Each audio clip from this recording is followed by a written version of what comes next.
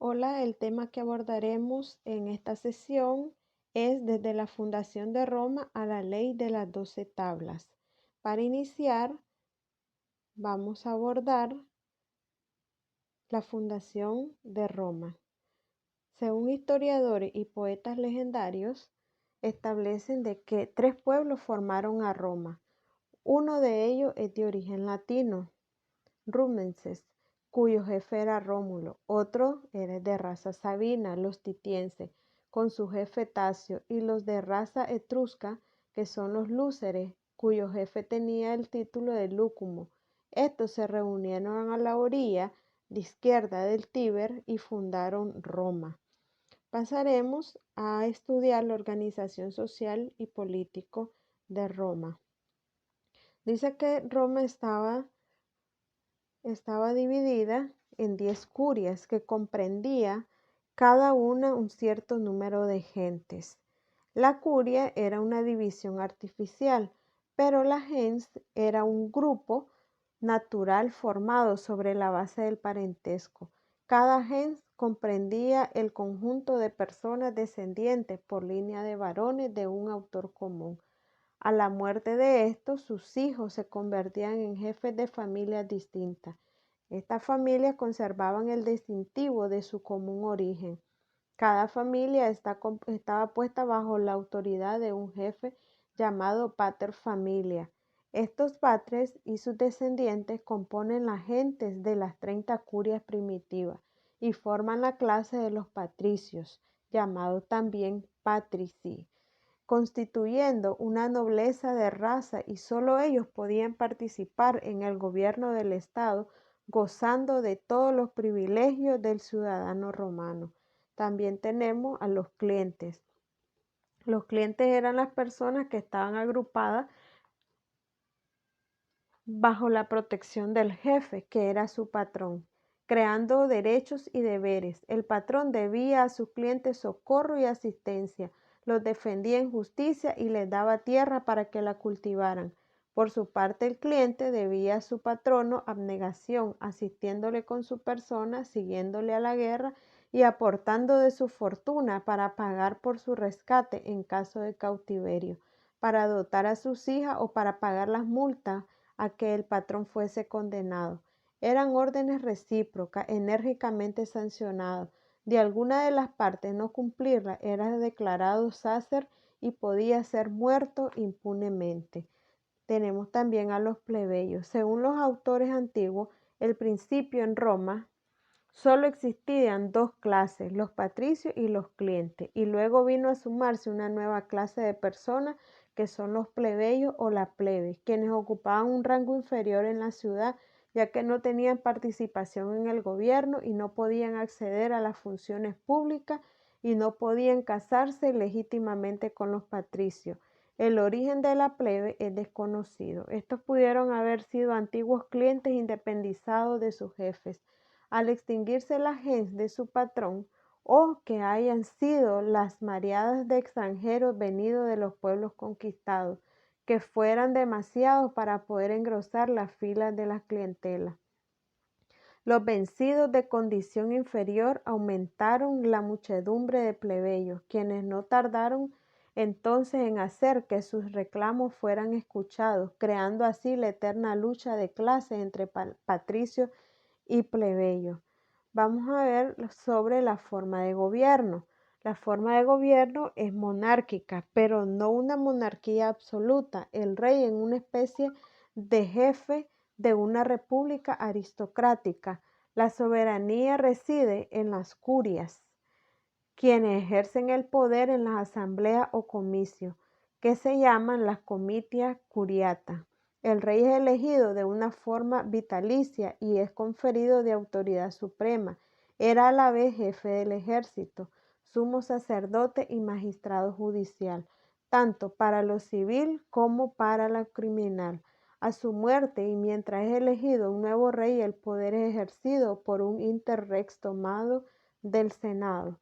Vamos a ver y vamos a hablar sobre los comitia curiata, que esto va por los periodos de la fundación de Roma. Este está en el primer periodo. Eran los miembros de las 30 curias, patricios y clientes. Constituyó la forma más antigua de poder legislativo. Sus decisiones se convertían en leyes curiatas, elegían e investían a los monarcas e instituían sobre la paz y la guerra, la composición de la familia y la transmisión de los bienes, la abrogación y el testamento. Reforma de Servio Tulio, los comicios por centuria. Servio Tulio establece una nueva división del pueblo formada no ya por el origen del ciudadano, sino por sus medios de fortuna, abarcando el conjunto de la población. Así fueron los plebeyos llamados a concurrir junto a los patricios, al servicio militar, al pago de impuestos y también a la confección de las leyes en asambleas llamadas comicios por centuria.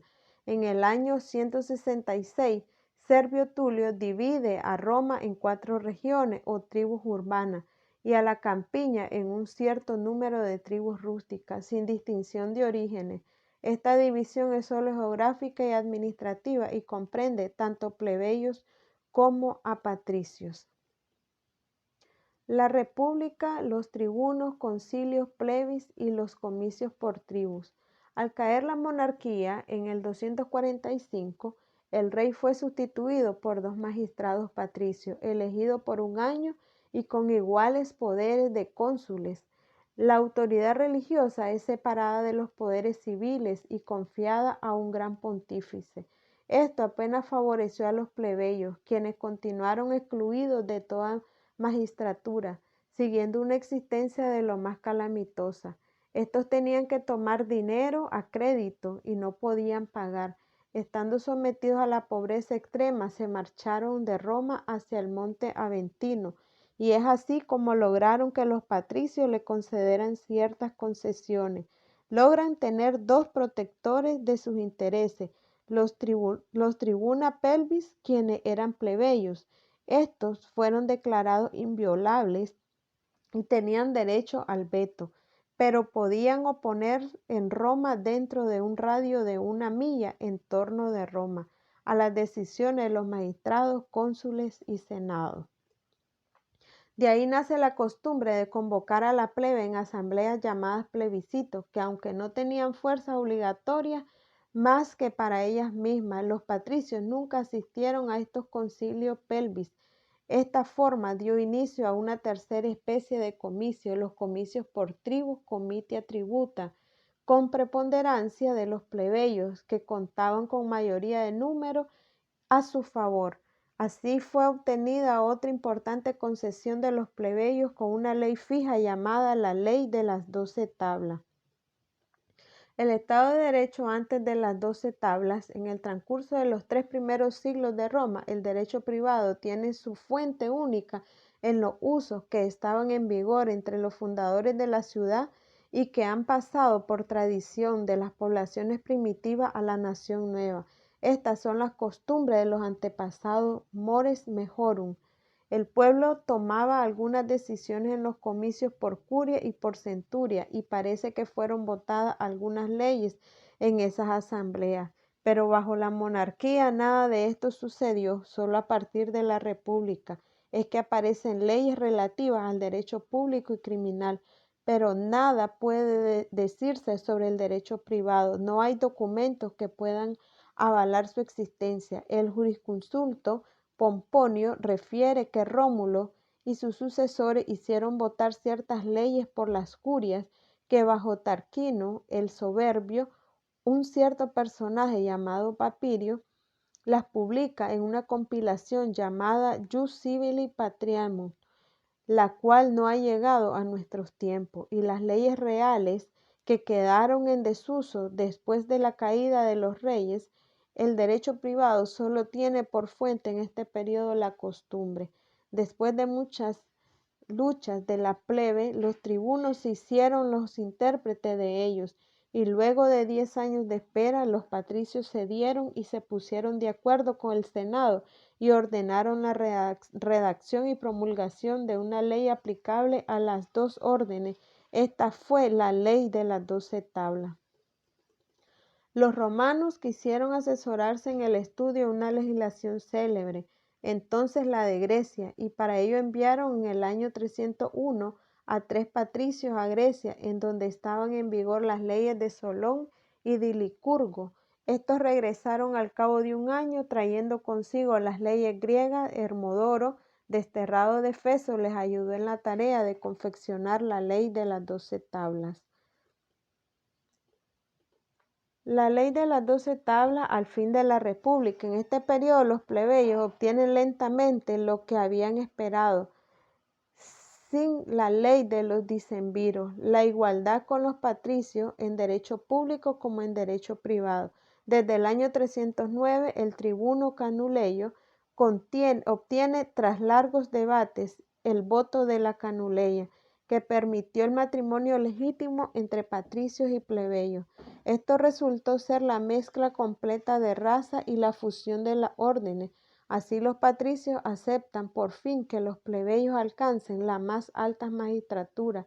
Luego de compartir con ellos en los campos de batalla, no tenían más que aceptar que estos también tenían derecho. Así, de esta forma, algunos plebeyos llegaron al consulado. Del nacimiento del imperio a la muerte de Alejandro Severo. Al comienzo del siglo VIII, la Constitución republicana de Roma fue sustituida por una monarquía, quedando Octavio como único señor. Luego de la batalla de Actium, tomó los títulos de Imperator y Augustus. Se hizo conceder del pueblo y del Senado de 726 a 741.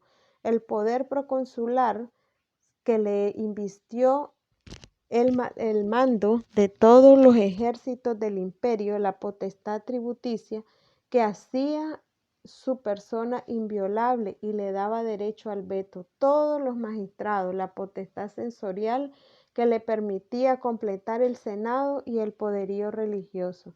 Ninguna de las antiguas magistraturas fue suprimida. De la muerte de Alejandro Severo a la muerte de Justiniano, después de la muerte de Alejandro Severo, comienza el periodo bajo el imperio que se extiende hasta el reinado de Justiniano. Esta es la etapa donde las guerras intestinas por el trono y las invasiones de los bárbaros consumen poco a poco en desorganización a la sociedad romana. Llega al trono de una infinidad de emperadores carentes de talento para gobernar. Comienza la caída de la ya muy corrompida sociedad romana. Con la firmeza de algunos, como Constantino, quien oficializa el cristianismo como religión oficial, se logra por un tiempo frenar el proceso de disolución del imperio, pero no duran mucho los bárbaros para volver a invadir la península itálica. Luego de la muerte de Teodosio, el imperio se divide en dos grandes, el occidente y el oriente.